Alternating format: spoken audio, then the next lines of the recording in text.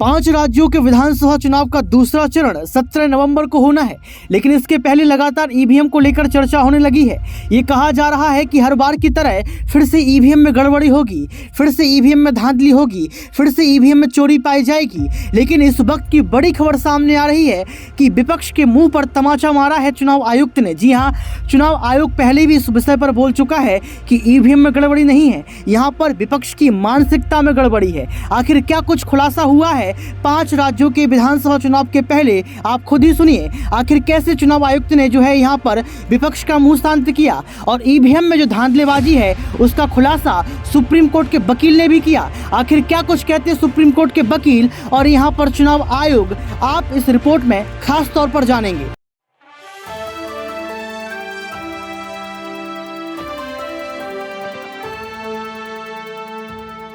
Next 9 news political wide के खास programme खबरों पर खेला में आपका स्वागत है। मैं हूं आपके साथ ऋतिक सविता।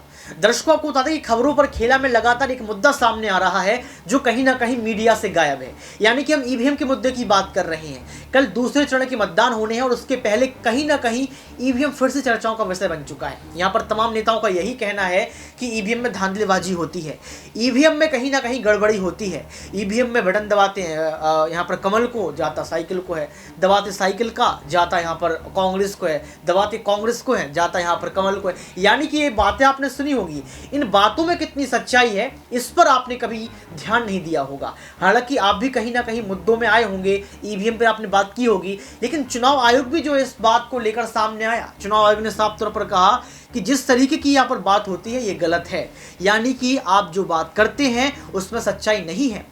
जहां पर गैर बीजेपी राज्य हैं, जहां विपक्ष जीत जाता है, वहां आप ईवीएम का मुद्दा लेकर सामने क्यों नहीं आते हैं।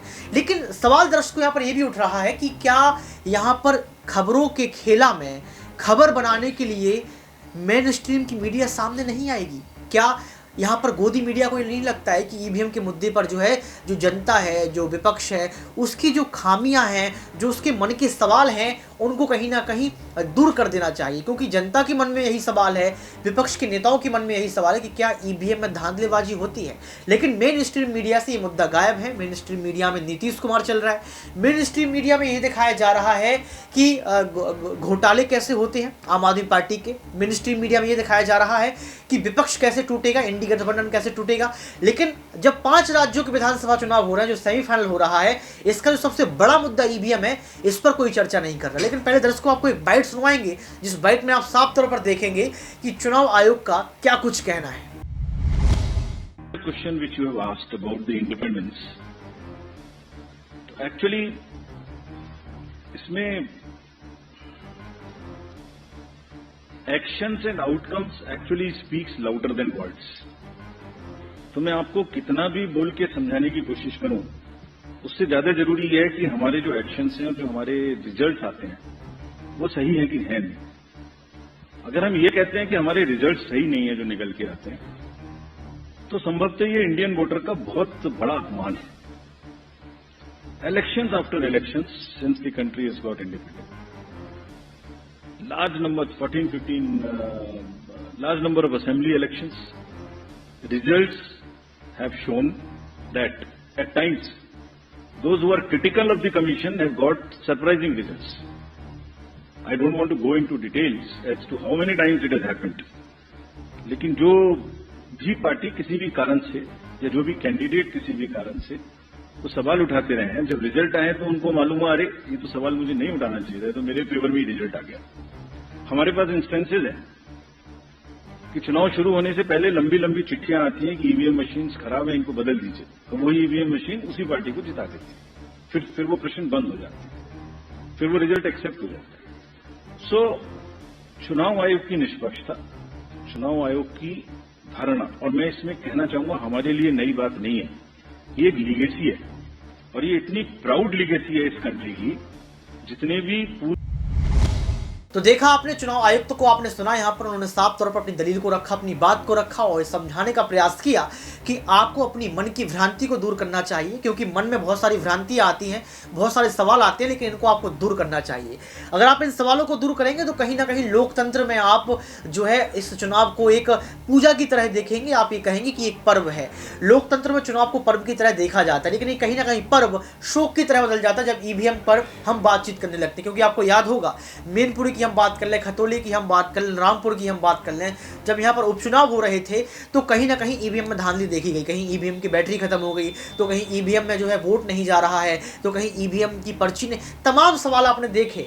तो बैलेट पेपर को लेकर हमेशा दलील दी गई और ये कहा गया कि बैलेट पेपर जो है सर्वोपरि है, बैलेट पेपर के आधार पर जो है चुनाव होने चाहिए, बैलेट पेपर के आधार पर जो है यहाँ पर लोकतंत्र की कुर्सी पर बैठना चाहिए। अब क्या मध्य प्रदेश में, राजस्थान में, छत्तीसगढ़ में, मिजोरम में, तेलंगाना में फिर से ईवीएम पर सवाल खड़े किए जाएंगे अगर विपक्ष हारता है? क्योंकि इन राज्यों के चुनाव नजदीक है, मतदान जारी है, कल दूसरे चरण का चुनाव हो जाएगा। 3 और 7 दिसंबर बड़ा खास है, निष्कर्ष और रिजल्ट सामने आना है। लेकिन इसके पहले सुप्रीम कोर्ट के वकील ऐसा क्यों सोचते हैं कि ईवीएम में गड़बड़ी होती है? आप इस प्रोग्राम को देखिए। काम है वोट देना। जनता देश की मालिक होती है, संविधान में भी कहा गया है जनता ही देश की मालिक होती है, जनता के लिए ही कानून बनता है। तो जब जनता नहीं चाह रही है ईवीएम से वोट हो, तो आप क्यों पीछे पड़े हुए हैं कि ईवीएम से वोट करवाएंगे, ईवीएम से ही करवाएंगे? सर बैलेट पेपर आपको लगता नहीं खर्चा ज्यादा होगा, गिनती करने में दिक्कत होगी? जब देश का इकोनॉमिक उतना मजबूत नहीं था तब बैलेट पेपर से हो जा रहा था, तो अब तो इकोनॉमिक इतना मजबूत हो गया, तो फिर क्या डर है? फिर क्या सोचते हैं ये लोग? बैलेट पेपर से तो और आसान रहेगा करवाना, कागज ही तो लगेगा ना। इलेक्ट्रॉनिक मशीन तो खरीदना पड़ता है, कागज या इलेक्ट्रॉनिक मशीन में तो जमीन आसमान का फर्क है। एक मशीन कम से कम इसका 1-1.5-2 लाख में आता ही होगा आई थिंक। और कागज कितने में आ जाएगा? 1.5-2 लाख का कागज कितना पड़ जाएगा बताइए? तो ये तो सस्ता पड़ा ना।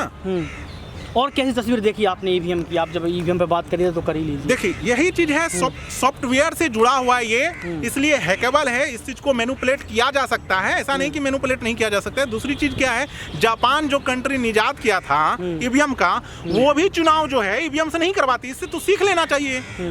हमसे तो टेक्नोलॉजी में आ गया है ना जापान। वो कंट्री जब नहीं करवा रही तो हम क्यों ईवीएम के पीछे पड़े हुए हैं? और जब जनता देश की नहीं चाह रही है ईवीएम से हो, तो चुनाव आयोग फिर क्यों पड़ा हुआ है कि ईवीएम से ही वोट होना चाहिए? जनता का बात ना मानिएगा। भी दबाव में है क्या? बिल्कुल दबाव में है चुनाव आयोग, बिल्कुल दबाव में। और इसमें देखिए, इसमें एक पार्टी की गलती नहीं है, सारे पार्टी का गलती है। कांग्रेस की जब सत्ता थी तो वो भी उसमें चेंज कर सकते थे, लेकिन वो भी रहने दिए। लेकिन ये मोदी जी जो है जब आए 2014 में, तो ये तो साम दंड भेद सब अपनाने लगे। ये तो हर चीज पे कैप्चर ही कर लिए, सारे संस्था पे कैप्चर कर लिए। ईडी ऐसा संस्था जो है उस पे 4-4 बार आप एक आईएएस को, जो अपने चहेते आईएएस उसको आप बना दे रहे हैं ईडी का डायरेक्टर। आपको पूरे इंडिया में कोई ऑफिसर ही नहीं मिल रहा है, तो सारे संस्था को ये कैप्चर कर लिए। इलेक्शन कमीशन ऑफ इंडिया में भी ये चीफ जस्टिस साहब थे, उसमें मेंबर जो ये डायरेक्शन दिए थे, तो उसमें भी इनको हटा करके जो है वो खुद हेड बन गए प्रधानमंत्री मोदी जी। तो ये क्या दिखाना चाह रहे हैं? ये तो कुछ घपलाबाजी करेंगे तभी तो करना चाह रहे हैं ना इस तरह का कार्य। इनके तो रग रग में है घपलाबाजी, सारे पार्टी ही घपला चोर हैं, जुमलेबाज। सर 24 के चुनाव के पहले अभी वक्त देखें तो बहुत कम रह गया है, 5 से 7 महीने का वक्त रह गया है। ईवीएम की जगह बैलेट पेपर लाए जाएंगे, ये आपको लगता है कि आसानी से सब कुछ काम हो जाएगा अगर करवाना चाहे तो? नहीं, करने का चाहे तो बहुत कुछ हो सकता है, लेकिन समय कम है, इसका ये लोग बहाना बनाएंगे तो ये चीज पॉसिबल नहीं हो पाएगा। मतलब इन लोगों के करने का तो बहुत चीज कर देगा। जब करने का रात में 8 बजे आकर के मोदी जी पूरे देश में नोट बंद कर सकते हैं, तो ये कौन सी बड़ी बात है? वो तो बंद चालू, तो वही ना, बंद जब कर सकते हैं इतना बड़ा कि आज से कोई लीगल टेंडर नहीं रह जाएगा 500 और 1000 का नोट। अब बताइए, ये लोग कहते थे 1000 का नोट बड़ा होता है और उसके अगेंस्ट में ये 2000 का नोट ला दिए। ये कौन सा मैथमेटिकल दिमाग लगाए भाई मोदी जी? कौन सा मैथमेटिकल दिमाग लगाया? बंद तो हो गया, ऑफिशियल तो बंद नहीं हुआ है ना। आरबीआई कहिए बंद हुआ है, नहीं हुआ है बंद। आरबीआई कहते कि बंद हुआ तब तो मानेंगे ना। तो आप उस नोट को लाए हैं क्यों? और नोट का देखते हैं, कागज भी इतना रद्दी क्वालिटी का लाया। पहले का नोट आप 10 साल भी रख लेते थे तो गंदा नहीं होता था। इस सारे चीज में घपलाबाजी कर रहा है ये लोग। मेरा सवाल आपसे ये रहेगा कि चुनाव नजदीक है, चुनाव आयोग दबाव में है, क्यों दबाव में है? उसको क्या डर है चुनाव आयोग को? आपने अभी जिक्र किया। देखिए, आजकल जितने भी संस्था के ऑफिसर लोग हैं, ये लोग अपने आप को चाहते हैं कि आगे जब रिटायर करें तो किसी पद पे हम बैठें, किसी दूसरे पद पे बैठें, हमको लाभ मिलता रहे, क्योंकि लालच सभी के मन में होता है। तो वो लालच जो है इंसान को सही काम नहीं करने देता है। तो ये सोचते हैं नहीं हमको कहीं सेट कर देगा, कोई राज्यपाल बना देगा, कहीं का कुछ बना देगा, राष्ट्रपति ही बना दे देश का। देखते ही संसद का उद्घाटन हुआ तो ये सारे नेता गए, लेकिन संसद मतलब क्या होता है? राज्यसभा, लोकसभा और राष्ट्रपति तीनों को मिला करके संसद बनता है, और ये राष्ट्रपति जी को ही नहीं बुलाए।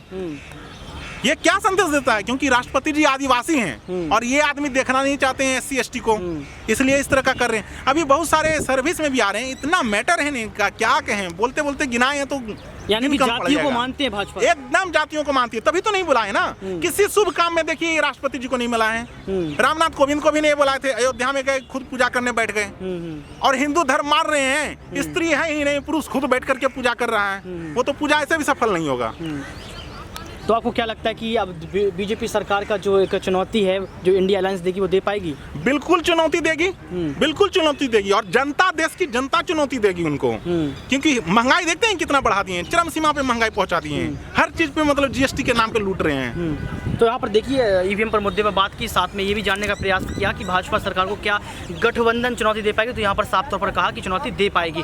अब EVM को लेकर जो है क्या फैसला आता है, चुनाव आयोग कैसे फैसला देता है, चुनाव आयोग क्या कुछ कहता है, ये वक्त तय करेगा। क्योंकि दर्शकों ये वक्त चुनाव का है, चाहे आप 5 राज्यों के विधानसभा चुनाव की बात कर लो या फिर तो देखा आपने साफ तौर पर, मैंने खुद यहाँ पर सवाल किए, तमाम सवालों के जवाब लिए, लेकिन सुप्रीम कोर्ट के वकील का यही कहना है कि EVM में गड़बड़ी होती है। तो क्या कल मध्य प्रदेश में, छत्तीसगढ़ में, राजस्थान में, तेलंगाना और तमाम जो राज्य हैं उनका चुनाव होने वाला है उसमें गड़बड़ी होगी? और अगर ऐसा हो रहा है कंटिन्यू, तो यहाँ पर राजीव कुमार जो कि चुनाव आयुक्त थे इस बात को स्वीकार क्यों नहीं कर रहे हैं? क्या वो सच में दबाव में है? क्योंकि दबाव की बात हमेशा कही गई, ये कहा गया कि जो तमाम एजेंसियां हैं वो कहीं ना कहीं दबाव में हैं। अगर दबाव की हम बात करते हैं तो ईडी पर हम लोग सवाल खड़े कर देते हैं, सीबीआई पर हम सवाल खड़े कर देते हैं, चुनाव आयोग पर हम सवाल खड़े कर देते हैं, अब तो हाई कोर्ट पर भी सवाल खड़े होने लगे हैं। तो आप समझ सकते हैं कि सवालों का जो पिटारा है वो लगातार खुलता है, लेकिन जवाब देने के लिए केंद्र की सरकार सामने नहीं आती। लेकिन यहाँ पर राजीव कुमार ने सवालों के जवाब दिए हैं। क्या इन सवालों का फर्क विपक्ष की पार्टियों पर पड़ेगा, या फिर यहाँ पर आपको जो है फिर से बिखरती हुई नजर आएंगी विपक्ष की पार्टियां? क्योंकि कई बार देखा गया कि अखिलेश यादव यहाँ पर ईवीएम पर सवाल खड़े करते नजर आए हैं, मायावती ने सवाल खड़े किए हैं, राहुल गांधी ने खुद सवाल खड़े किए हैं, और तमाम जो विपक्ष की पार्टियां रही उन्होंने सवाल खड़े किए हैं। लेकिन दर्शकों, आपको क्या लगता है कि जो 5 राज्यों का सेमीफाइनल होने वाला है, इसमें क्या ईवीएम में गड़बड़ी होगी? और अगर ईवीएम में गड़बड़ी होती है तो विकल्प क्या रहेगा? क्योंकि हम लोग हमेशा कहते हैं कि विकल्पों की उपलब्धता स्वतंत्रता है। तो क्या ईवीएम के माध्यम से विपक्ष की स्वतंत्रता को छीनने का प्रयास किया जा रहा है? खबरों पर खेला में आज के इस खास प्रोग्राम बस इतना ही। देखते रहिए नेक्स्ट 9 न्यूज पॉलिटिकल बाइट।